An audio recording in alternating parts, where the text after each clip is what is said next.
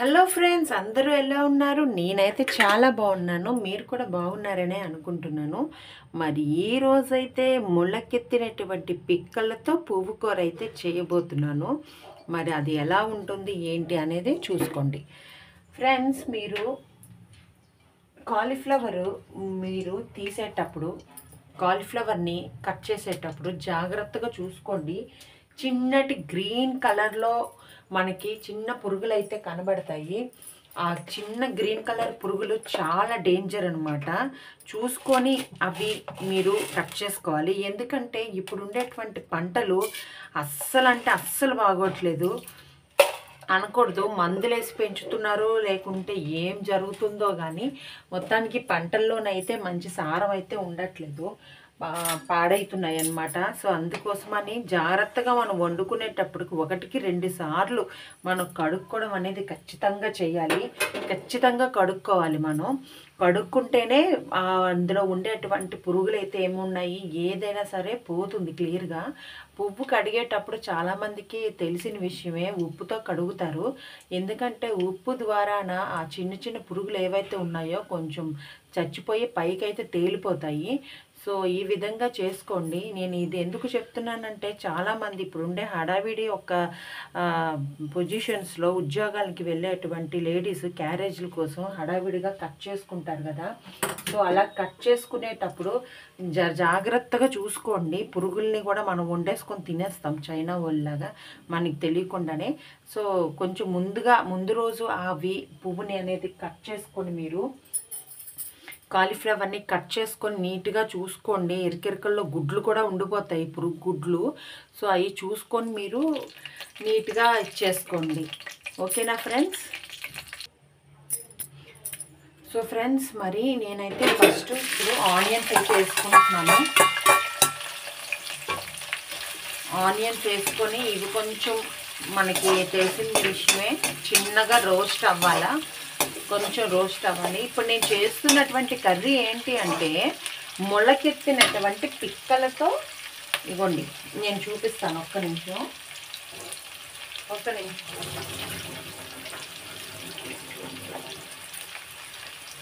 ఈ చాలా హెల్తీ అనమాట ఈ పిక్కలు. సో ఇవి అయితే మొలకెత్తాయి మంచిగా.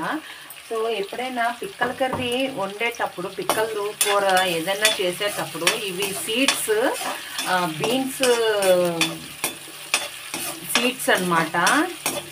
ఇవి ఏంటంటే అమాంతం వండుకోకుండా 1-2 రోజులు మంచిగా కడిగేసి ఒక క్లాత్లో కట్టి మొలకెత్తేటట్టు చేసుకొని తింటే, కర్రీ చేసుకుంటే చాలా బాగుంటుంది.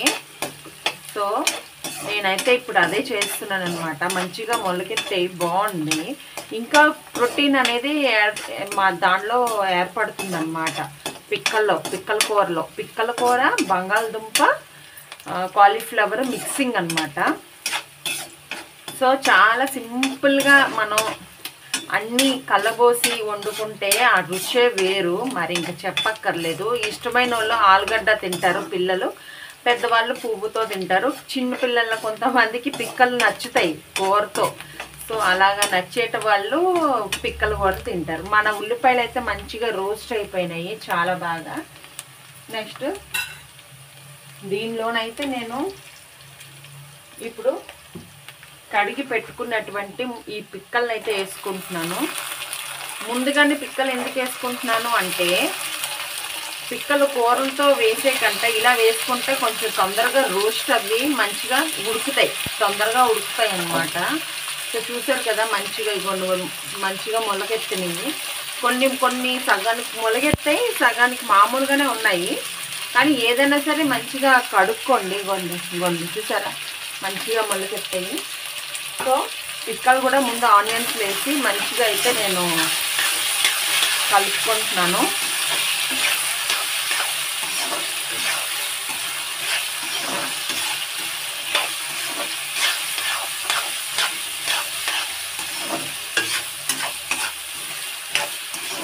ప్రతిదీ కూడా కడుక్కోండి. కరివేపాకు కూడా కొట్లో నుంచి తెచ్చిన తర్వాత ముందుగా నానబెట్టుకుంటే దీనికి పట్టినటువంటి డస్ట్ కానీ ఏదున్నా కూడా పోతుంది. ఇలా కరివేపాకుని మనం మంచిగా నానబెట్టుకోవాలి. ఎందుకంటే నేను లాస్ట్ టైం చూపించినట్టు వీడియోలో ఆకుకూరలకి ఈ వెనకాతలంట గుడ్లు ఉంటాయి అన్నమాట. కొంచెం చూసుకోవాలి, పురుగులు గుడ్లు పెడుతున్నాయి ఈ మధ్య.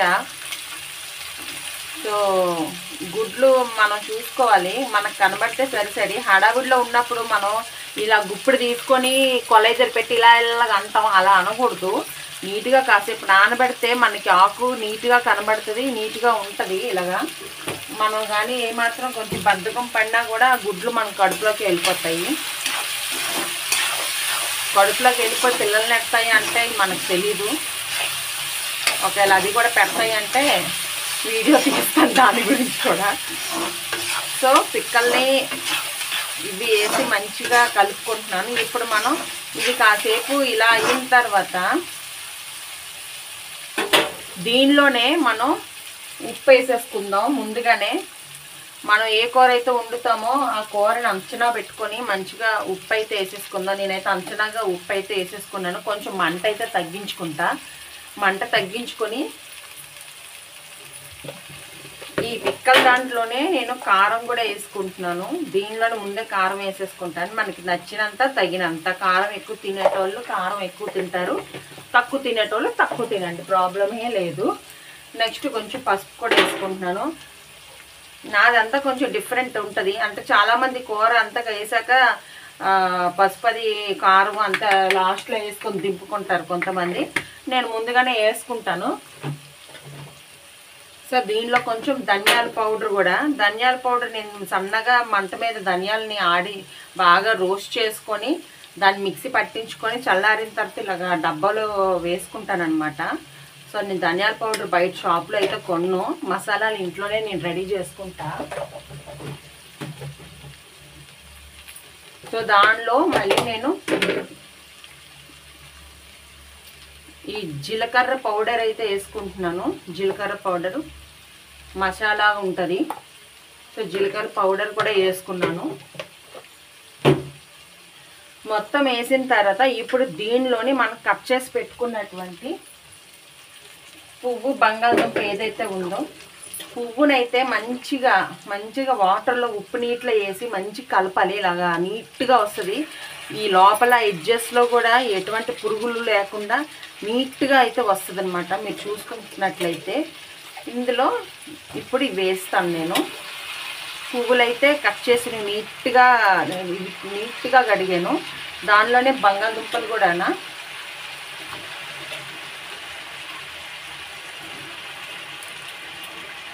సో నీట్గా కడుక్కోవాలి. ఎందుకంటే పువ్వుల్లో ఇందాకలే నేను చూశాను సన్నటివి ఈ ఇరుకల్లో చిన్నగా చూసాను ఎంత నీట్గా ఉందో. ఇది ముందుగా కొంచెం నానబెట్టాలి. అప్పటికప్పుడు చేసేసుకుంటే పురుగులు బయటికి రావు. ఉప్పు నీటిలో కొంచెం నానబెట్టాల. మనం కంగారుగా చేసుకుంటే పండ్లు అవి కడుపులోకి వెళ్ళిపోతాయి. తర్వాత లేనిపోని రోగాలు మనకు వస్తాయి. ఎందుకు వచ్చిందబ్బా ఇది అనుకుంటాం, కానీ ఇలాంటి మిస్టేక్స్ వల్లే వస్తాయి అన్నమాట.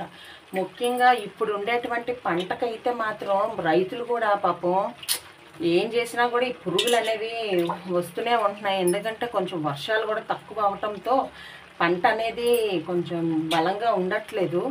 సో మనం బలం కోసం ఏం చేయాలంటే కొన్ని ఎటువంటి టిప్స్ అయితే పాటించాల్సిన అవసరం చాలానే ఉంది.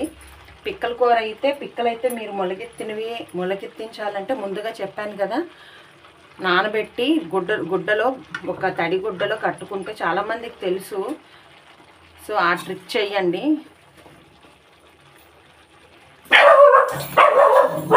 సో ఇగోండి ఇలాగా ముందుగా కలిపి కిందన ఉన్న వాటిని ఇలా కింద నుంచి పైకి ఇలా కలుపుతూ నీట్గా ఉప్పు అంతా కూడా ఉప్పు బాగానే వెళ్తుంది, మసాలా కూడా బాగా పడుతుంది. మంచిగా ఇలా చేసుకోవాలి. మనం ముందే కర్రీ వేసిన తర్వాత దీనిపైన ఉప్పు మసాలాలు వేసే కంట ఇలా చేసుకొని ఎప్పుడైనా టేస్ట్ చేయండి, చాలా బాగుంటుంది. రుచికి రుచి, టేస్ట్ రెండు ఒకటే. చేయండి ఇలా అయితే మంచిగా ఉప్పు కారం అంతా మూలంతా కూడా మంచిగా పడుతుంది అన్నమాట ముక్కలకి. మన పైన కారం వేసి తర్వాత కలుపుతారు, కానీ అలా వద్దు. ఎప్పుడు కూడా ఇలాగే చేయండి. ముందుగానే ఉల్లిపాయల్లోనే ఉప్పు, కారం, పసుపు అన్నీ వేసి తర్వాత కర్రీ వేసి దాన్ని కొంచెం కింద పైన ఇలా చేసినట్లయితే బాగుంటుంది. సో ఫ్రెండ్స్, కర్రీ అయితే అయిపోతుంది. అయిపోయిన తర్వాత నేను మళ్ళీ మీకు చూపిస్తాను ఎలా అయిందనేది. అంతవరకు కొంచెం వెయిట్ చేయండి, ఓకేనా?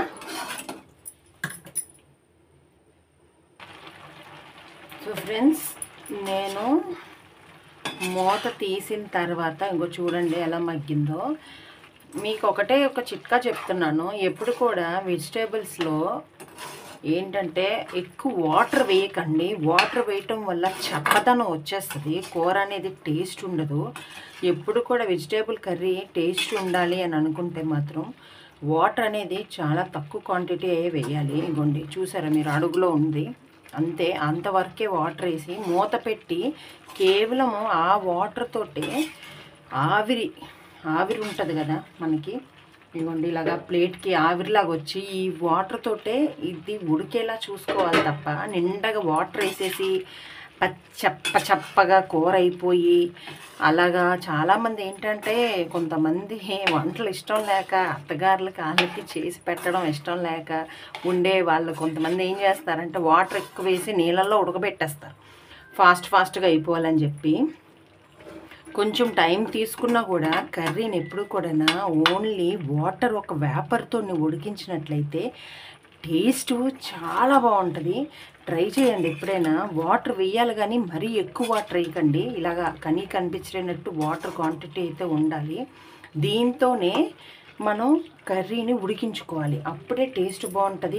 దీనివల్ల ఏంటి ఉపయోగం అంటే మనకి ఆయిల్ కంటెంట్ అనేది కొంచెం తగ్గుతుంది. ఆయిల్ తగ్గుతుంది, వాటర్ కూడా ఎక్కువ వేయం కాబట్టి దీని ఒక టేస్ట్ ఏదైతే ఉందో మంచిగా అక్కడే సెట్ అవుతుంది అనమాట. మనం వాటర్ ఎక్కువ వేయడం వల్ల ఏమవుతుందంటే అది మొత్తం మెత్తగా అయిపోవడమే కాకుండా టేస్ట్ అనేది ఉండదు, చప్పదనం వచ్చేస్తుంది. సో నాదైతే దగ్గరికి వచ్చేస్తుంది. దగ్గరికి వచ్చిన తర్వాత బంద్ చేసాక చూపిస్తాను. దీని యొక్క వేపరు ఈ గాలి ఆవిరి ఎటు వెళ్ళకుండా నీట్గా బంద్ చేసుకుంటే ఆ ఆవిరికే లోపల కూర అనేది ఉడికిపోతుంది అనమాట.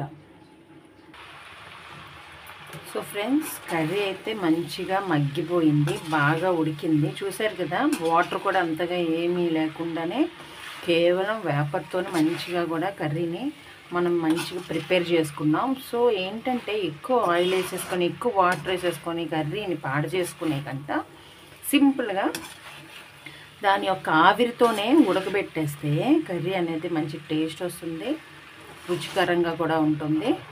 మంచిగా అంతా కూడా ఉడికింది మంచిగా చూసుకుంటే మీరు. ఇదిగోండి ఆలు మంచిగా కట్ అయింది. సో నా వీడియో మీకు నచ్చితే లైక్ చేయండి, షేర్ చేయండి. వంటలు రాలేని వాళ్ళకి ఈ వీడియోని పంపించి ఎలా ఉందో కామెంట్ చేయండి అర్రా. చూస్తున్నారు కానీ ఒక్కరు కూడా కామెంట్ చేయట్లేదు ఎలా ఉంది నా వంటకం అని. ఏదైనా కొత్త వీడియో చేయమన్నా కూడా మీరు నాకు అడిగితే ఖచ్చితంగా నేను చేస్తాను. దయచేసి కామెంట్ రూపంలో తెలపండి. ఇదే నేను మనవి చేసుకుంటున్నాను. ఓకేనా ఫ్రెండ్స్, మరి ఒక మంచి వీడియోతోనైతే మీ ముందుకి వస్తాను. సో ఇప్పుడైతే కర్రీ అయితే అయిపోయింది కదా, మరి మూత అయితే పెట్టేస్తున్నాను నేను. నా వీడియో నచ్చితే లైక్ చేయండి, షేర్ చేయండి, కామెంట్ చేయండి. Thank you very much. Bye.